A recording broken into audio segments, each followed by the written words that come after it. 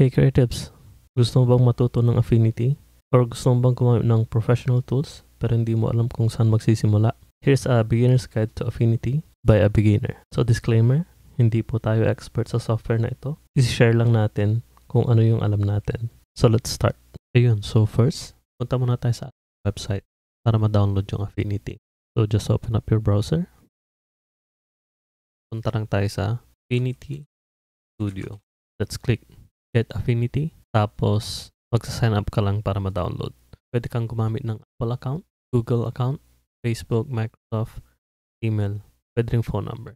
And pag nakalagin ka na, download mo lang kung anong operating system yung gamit mo. So once downloaded, pwede mo na siyang i-open. So let's open it. So ganito ang itsura pag na-download mo na siya. Makikita mo dito yung home, recent, yung mga recent projects mo. Then may mga tutorials din dito. May template, tsaka favorites. Balik tayo dito sa home.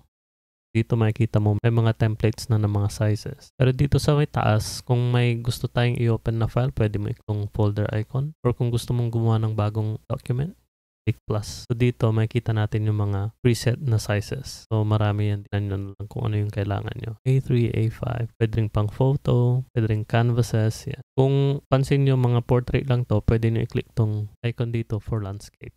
Yan. Pero this time, gagawa tayo ng sarili nating canvas. So, dito sa may taas, pwede mong palitan ng pangalan para gumawa ka ng sarili mong preset. Or you can leave it blank. Document units, palitan natin ng pixel. Kaya natin gumawa lang ng parang pang wallpaper. Sa DPI, normally 300 recommended. Page width naman 920 by 1080. Dito sa color format, pwede mong pilian kung anong format ang gusto mo. Normally for digital, RGB, and for printing, CMYK. But since I'm doing wallpaper, I can click RGB. Dito, kung may specific color profile na gusto mong gamitin, pwede mong piliin. Kung gusto mo rin maging transparent yung canvas mo, pwede mo i-click to para maging transparent. Dito naman sa artboard, ito yung pagkagawa ka ng mga artboards mo. Just like how you do artboards in Illustrator. The image placement, may two options type, prefer linked or prefer embed. Dito sa link, ililink lang niya yung file na ilalagay mo sa document. Which means, yung ipi-place mong file ay hindi magsisave sa mismong project file mo ng Affinity. Mag-stay lang yung file na yun dun sa kung saan siya nakalagay. Pero dito naman sa embedded, pag naglagay ka ng image mo or anything, masisave siya mismo dun sa Affinity project mo. Pero mas mabigat nga lang itong embedded kasi nakasave na yung picture or graphic or anything dun sa mismong project. But I'd recommend if kung kaya naman ng computer nyo, mas maganda na tong naka-embed na para hindi mo naisipin yung nakalink na file. Kasi once you move that file, mawawala yun sa project. Pero pag dito, pag naka-embed na, hindi na mawawala. Itong iba, hindi ko pa masyadong familiar kung ano magamit nila. So, lagpasan muna natin. Dito, kung gusto mo maglagay ng margins, pwede mo i-click yan. Then, adjust ka ng margins. Pero dito, or kung gusto mo rin ng bleed, pwede rin. So, sa drawing scale naman, yan yung kung gusto mo siyang i-scale down. Pero sa document na to, hindi mo natin siya pakita man. Okay, so, once you're satisfied with your settings, create document. Here, tingnan muna natin dito sa taas. Okay, so i-dissect natin. So, first, nandito sa taas ay mga studio. So, we have Vector, Pixel, Layout, and Canva AI. So, first punta sa Vector. So, Vector para siyang Illustrator. Kung nakagamit ka na ng Adobe Illustrator before, it's similar to that. So, normally dyan ginagawa yung mga logos, mga illustrations na kailangan mo in vector format. Pwede siyang i-scale up and down na hindi nasisira yung mismong graphic. Sa Pixel naman, tipin mo to na parang Photoshop. So, lahat ng raster graphics or raster options, dito mo makikita. Dito naman yung layout. Dito naman yung mga pang books, brochures, mga ganun. And ito naman yung Canva AI. So, mga AI features ni Canva. Pwede mong ma-access dito. Pero sa free version ng Affinity, ang magagamit mo sila lahat except for Canva AI. This one needs premium subscription. And bukod doon, makikita natin dito yung tatlong tooldoc. Meron pa tayong iba-ibang options dito. So let's say gusto mong magdagdag ng retouching. So may specific studio for retouching. Doon dyan yung mga options. Or let's say gusto mong color grading. Pag clinic mo siya, dyan na yung mga settings mo for color grading. Mga tools mo yan dito sa gilid. And also, you can also create your own studio. So let's say I want to create my own and just click create. For example, gagawin ko to for logo and visual. Dito naman yung clone from, kung ano yung set of tools na gusto mong panggayan. So, in this instance, vector ang pipiliin ko. Ito naman pwede mong palitan yung picture or icon. Or pwede ka rin namang maglagay ng color. So, let's red a pen tool. Then you can just click create. Ayun, mapupunta na siya dun sa taas. Dadagdag siya dun sa mga studio mo. Isipin mo itong mga to ay mga workspace mo. Let's go back to the vector. Pero pansinin natin yung mga dito sa left side. Ito yung mga tools natin sa left side. Pag clinic mo yan, vector, ito yung mga tools na meron siya. Or kung di mo mahanap yung mga tools mo, pwede mo i-click tong dot dito. Pwede kang magdagdag or mag-subtract dito sa mga nasa left side. So let's say you want to add drawing, then pwede mong idagdag. Click and drag ka lang. Yun. Ito yung mga set ng tools para sa vector. Yan naman sa pixel, ito naman. Mapapalitan yung mga set of tools na nandito sa left. Ganon din pag clinic mo si layout. And so bawat studio, may iba-iba siyang set ng tools na nasa left side. Ganon din yung mga nasa right side. Ang kinagandaan dito, pwede mong ma-customize lahat ng gusto mong tools. Depende sa kung anong studio ang gamit mo. So dito sa Vector Studio, gusto mo lang ng mga vector tools. So pwede mong tanggalin, pwede mong dagdagan yung mga tools na nasa left side. Ganon din dito sa may right side. Color, swatches, stroke, appearance. Saka sa bawat panels na to, pwede mo i-click yung drop down para magkaroon ng more options. Balik tayo. Ito yung foreground. Yung kulay. Yung palitan yung color mo dito. Ito namang nasa taas. Yung stroke. Basically yan yung outline ng object mo. Itong settings na to ay makikita mo rin dito sa may lower left side. Yan. Pwede mo i-click yung X sa keyboard mo. Magpalit ng fill and stroke. Switch between the two. Naman pwede mong palitan yung opacity. So maraming panels ang nandito. And kung may ayaw mga panel na to, let's say in this instance gusto ko lang ng color, i-click ko lang yung drop down, then click ko yung close. Punta naman tayo sa layers. Tapos gawa tayo ng isang pixel layer by clicking this. Tapos punta naman tayo dito sa bottom left. So currently, yung fill natin ay red. At pag press natin yung alt backspace, mag-fill siya ng red. Pwede mong palitan ulit yan. Kung double click yan, magpalit ka ng kulay. Then, alt backspace mo ulit. Dito, mga options na pwede mong tignan to, pero pwede mo ring i-close if you don't want. Itong mga to, pwede mong experiment kung ano yung mga pwede niyang gawin. But for now, I'll close this. Dito sa quick effects, ito naman yung mga pwede mong i-apply na effects direkta dun sa image mo or yung text. So, meron kang bevel and emboss, outline, 3D, inner shadows, ang dami. So for example, let's try one. So dito sa my left side, long press natin. Then let's say artistic text. And we can just click and drag. So kung ano yung size, pag nilet go mo, yun yung size ng text. So let's say, try natin new beginning. Pwede natin i-reset gamit itong mga corner. So punta ka lang dito sa move tool mo. Then pwede mo i-click and drag yung edge para mag-resize. Tapos, kung gusto mong i-move, pwede mong i-select yung nasa loob ng box na to para mag-move. By the way, may nakalimutan tayo. Dito sa may taas, pwede mo rin tong i-customize. Let's say dito, i-right click mo siya. Customize toolbar. Yan. So, may mga options tayo dito na pwede mong idagdag doon. So, let's say gusto kong lagyan nitong distribute. Or pwede ko rin namang idagdag si align. Or pwede ka rin namang mag-remove. So, pwede mo siyang click and drag. Bukod doon, pwede mo rin siyang lagyan ng spacer. So, kunwari ito, separator. Para meron silang space in between. And dito, bale, parang quick save to, no? So, pag click natin itong drop down, nakita natin JPEG, PNG, SVG. So, si JPEG normally, nagamit natin yan sa mga photo. Si PNG naman sa mga ideal siya for website, illustrations. Si SVG, ito yung sa pang vector natin. So, mga vector shapes, vector graph. Dito, pwede mong i-click si, let's say, EPS. Kailangan mo ng PDF. So, now let's go back to our graphic. Balikan natin yung quick effect. Let's say, dito sa text na to, palitan muna natin yung settings niya. So, dito sa text, click mo lang siya. Then, makikita mo yung options mo dito sa may taas. Let's say gusto kong gumamit ng ibang font.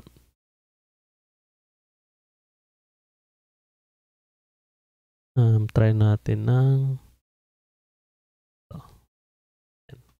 Tapos, palitan natin bold. Lagyan natin din ng space. Gawin nating center align.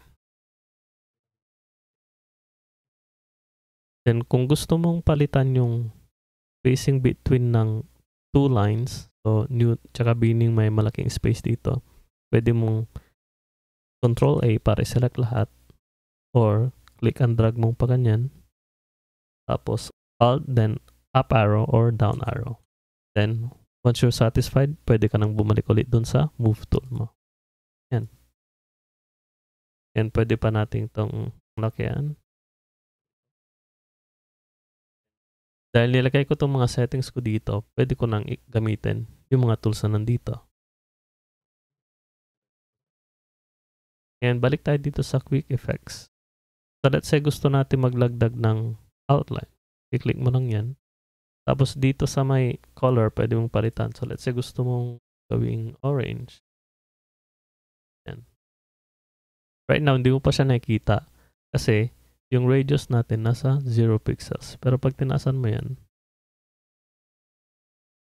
nakikita mo na siya. Pwede rin bawasan yung opacity or dagdagan. Or let's say gusto mong gumawa ng gradient. So pwede mo siya. Yan ang gradient. Pag click natin tong gear icon dito, lalabas yung mga options natin. Ito yung full na effects panel or layer effects. So dito pwede mo palitan yung colors.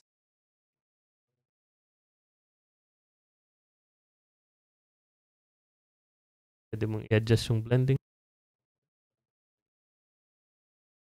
So dito pwede mo na i-control yung iba. So let's say gusto mong maglagay ng outer glow, pwede mo i-click yan.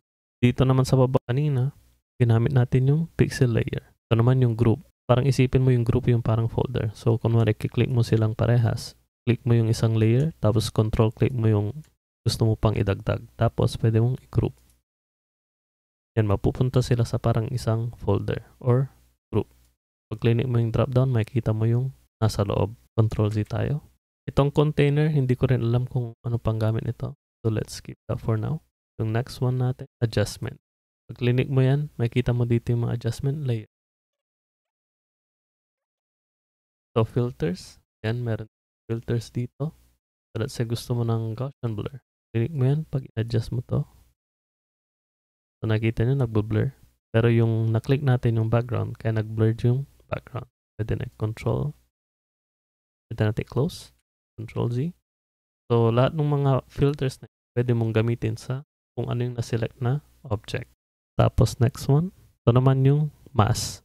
So dito ka pwedeng magdagdag ng mask sa isang layer. So let's say gusto mong magtanggal ng part ng isang layer mo. So let's say here, click mo siya, madadagdagan ng layer mask doon sa tabi ng thumbnail ng layer mo, ng object mo. So now, pag magtatanggal ka, punta ka lang sa brush mo. Currently, yung brush tool ko nasa pixel. So punta ko ng pixel, click ko yung brush. Ngayon, palitan ko yung, click natin yung fill natin, tapos natin ng black. Alam naman natin na pag black, siya yung magre-remove. Pag white, siya yung magdadagdag. So, click natin yun ng white. Tapos, inulayan ulit natin, yun madadagdag. Pwede mong palakin or paliitin yung brush gamit yung bracket mo dyan sa keyboard. Open and close bracket. Yan. Kita mo lumalaki, lumilit yung brush natin. Yan.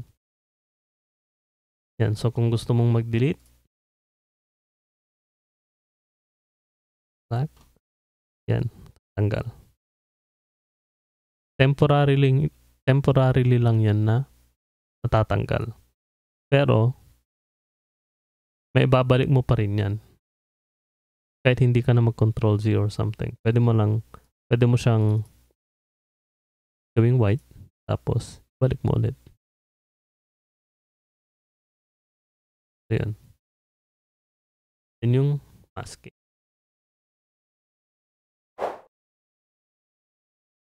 Ito naman yung layer effects natin. Kagaya ng quick effects kanina, dito yung option na yun pag gusto mong makita yung buong feature niya. So let's say yung color overlay, pwede mo i-click yan. Nakikita mo yung option na dito sa may right side. Dito naman sa baba, meron pang additional panels, merong transform. So bukod sa pagtanggal, pwede mo rin silang dagdag. Punta ka lang sa window, then pili ka kung ano yung gusto mong idagdag. Let's say this one is for vector, gusto kong magdagdag sa appearance. Minsan, lalabas lang siyang ganyan. Pwede mo siyang i-click and drag dito sa may tabi ng color, or pwede mo siyang i-drag dito sa may left side, i-snap mo lang sa gilid. Yan. Tapos let's say gusto mo pa ng iba, pwede ka ulit punta ng window, tapos piliin mo yung gusto mo dito, tapos i-drag mo, pwede dun sa baba, or pwede dun sa tabi ng appearance. Yan. So pwede kang magdagdag ng kahit ilan na gusto mong panel. So yan, dagdagan pa ulit natin, i-snap lang natin. Pwede sa gitna. Yan. Pero dito, remove muna natin. Close. Close. Now, pag-usapan naman natin yung nasa taas. So, dito, this might be different sa Windows tsaka Mac. Pero ito meron siyang affinity na option. Dito pwede mong makita yung mga settings at iba pa. So, dito pwede mo i-click yung command tama kung sa Mac ka. Lalabas yung mga settings. So, pwede mong palitan lahat ng mga general settings, learning, yan, color options mo, performance. So, let's say dito sa performance, parang nahirapan yung computer ko or something. Pwede mo i-adjust yung RAM usage, disk usage, yung undo limit. Dito makikita rin natin yung mga customization. So, let's say gusto mong palitan yung interface. For example, gusto mong palitan yung background level ng gray. So, yan. Control dito. Or let's say gusto mong paliwanagin yung interface mo. Pwede mong dagdagan yung UI brightness. Or kung gusto mo ng mas madali, pwede mo i-click si default or high. Yan. Kung gusto mo namang palitan yung font size, pwede mo default here para lumiit or si large. Since gumagawa ako ng tutorial ngayon, so si large. So marami kang pwedeng gawin dito sa settings. Dito mo rin pwedeng palitan yung mga shortcuts.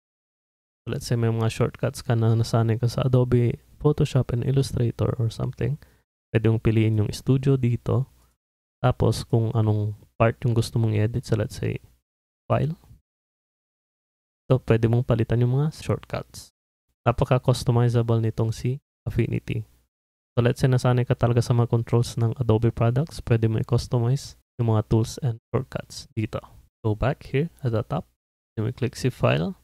Kita mo dito yung normal na options natin. Pwede kang gumawa ng bagong document, mag-open ng recents mo, mag-open ng file, mag-close. Ito ka rin pwede mag-save. So let's say gusto mong i-save yung project mo, you can just click Save As.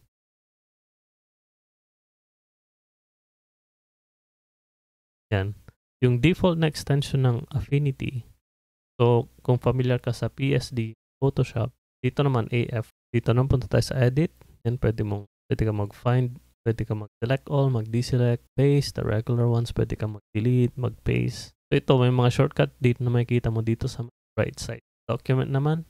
Itong document, ito yung mismong setup mo ng canvas mo. So, let's say, gusto mong palitan yung mga settings ng canvas mo. Setup, document set. Parang yung kanina lang, pwede nating palitan yung mga resolution, ganyan, yung colors. Dito naman sa text, yan. So, yung mga characters mo. Text nating new beginning, pwede nating itanong size, spacing, so lahat ng option about text. Next, vector. Ito yung mga options na pwede nating gamitin pag meron tayong vector object. So let's say, itong text right now, pixel yan, pero kung gusto mo siyang gawing vector, pwede mong i-convert to curves. So magiging vector na yan. Pwede mong i-scale yan to kahit anong size na gusto mo, na hindi masisira yung text mo. Pero kung mapapansin natin, nag-change yung gradient niya. So, that's another topic. Let's go back. So, lahat ng vector options, ganoon din sa pixel. So lahat ng related pixel. So, options natin, pwede natin. Let's say gusto mong dagdag ng adjustment layer. Pwede mong power dito sa new adjustment levels, curves, color balance, gradient map. Pwede mong piliin yan. So, let's say levels. Dadagdagan ng layer right side natin. Tapos, pwede natin. Tapos dito, balik ulit tayo. So naman sa layers, pwede ka mag-select, convert. Daming options na pwede na piliin dito na related sa layers. Sa view naman, yan. So let's say gusto mong mag-zoom in, hover mo lang, zoom in. Or you can also click the shortcut. So let's say gusto mo rin magdagdag ng guides, pwede click yung guide. Yan. So dito mo rin makikita yung customize toolbar. So dito naman sa Windows, pwede nating makita dito yung mga panels natin. Dito natin yun pwedeng kita. So now try naman natin i-save. Pwede mo na i-click yung file, export, then export ulit. Dito pwede mong piliin kung ano yung file type na gusto mo. Tapos may mga settings din dito sa right side. So let's say this one, try natin ng PNG. Yan. May mga different PNGs. Pwede natin pagpilian. Pwede mong i-check yung mga settings na nandito kung tama. And then, pwede mong i-click agad yung export or kung gusto mong i-save the Canva. So, yun. Piliin mo lang kung saang folder mo i-save. So, I think that's it for today. I hope na nakatulong sa atin tong beginner's guide from a beginner's perspective. And see you ulit next time. So, disclaimer, since I'm also learning and also beginner sa program na to, if there's anything na mali or need correction, please comment them down below para matuto lahat. Thanks again for watching. This is Buhay Creative saying, stay human, stay creative.